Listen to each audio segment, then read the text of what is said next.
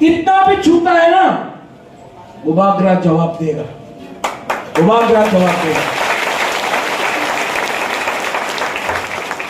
बुरुई बोदल का प्रेसिडेंट सौदागर सुभाष, हम लोग का YTF, TWF, TAF, ओमनिक, आप लोग यहां में, आप देपरमा नहीं है, आप कोलोई नहीं है, पुर्नो आप जमातिया नहीं है, ओमनिक आप कैपिंग नहीं है, आप लोग सब पहले तिप्रासा है, आप लोग सब पहले बुकुंगबारा है।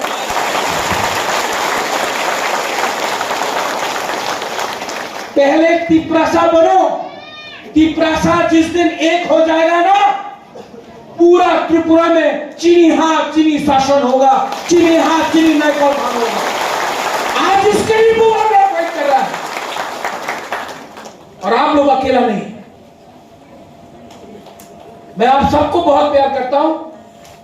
मैं यहां में आया हूं और मैं फिर से आऊंगा और मेरा मैसेज पूरा त्रिपुरा में TWF बुरुई बोदल लोग समझ लो, आप लोग अकेला नहीं है।